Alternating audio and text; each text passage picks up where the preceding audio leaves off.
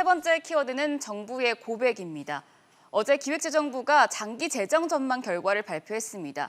박사님 보니까요, 지금 최악의 경우에는 2045년 국가 채무 비율이 99% 정점을 찍고 또 4대 연금 같은 경우는 10년에서 20년 사이에 적자로 전환할 것이라는 시나리오가 나왔어요. 예, 그동안 정부는 팽창 예상을 하더라도 당분간 우리나라의 이 부채는 OECD 평균치보다도 훨씬 안정되고 국가 채무의 위험이 없다라고 아주 낙관적 청사진 전망을 계속 내어놨습니다.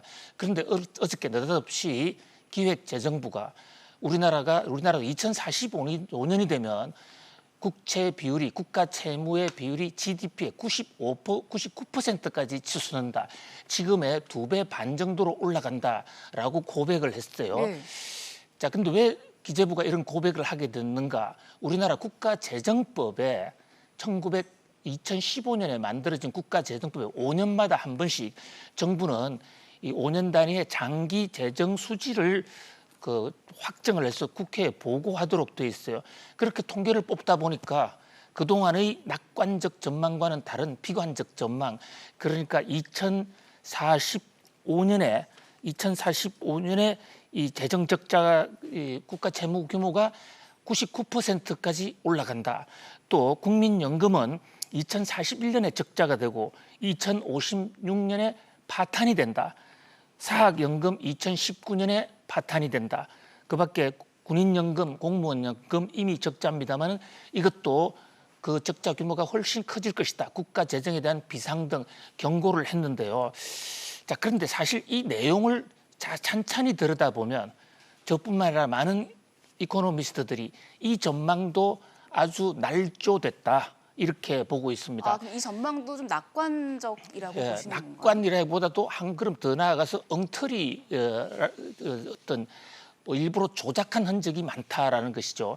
이를테면 지금 성장률을 예를 들면 경상 성장률이 앞으로 25년 후에 2.2%가 된다라고 보는 것을 근거로 지금 이런 전망을 냈는데요.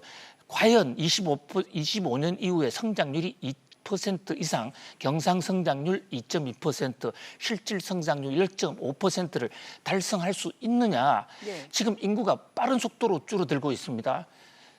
인구가 GDP에 미치는 영향은 아주 결정적입니다.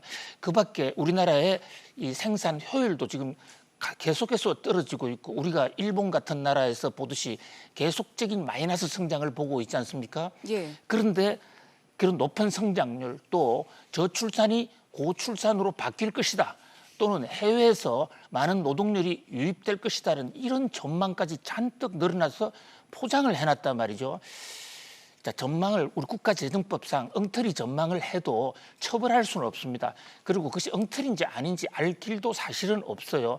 그러나 이렇게 장기 전망을 잘못 세우게 되면 국가 정책이 어긋나게 되고 그렇게 되면 국가와 민족 앞에 큰 죄를 지을 수도 있다는 점을 이 기획재정부 관계자들은 명심을 하고 이런 국가 대사의 사심과 정치적 압력으로부터 완전히 벗어난 중립적이고 객관적인 통계를 내놓아야 될 것으로 보입니다. 이것이 기획재정부에 계속되는 이런 엉터리 통계나 통계 조작이 계속된다고 그러면 이런 장기 전망도 이제 기획재정부에 더 이상 맡기지 말고 제3의 독립적 기관으로 넘겨야 되는 것이 아닌가라는 그런 우려마저 나오고 있습니다.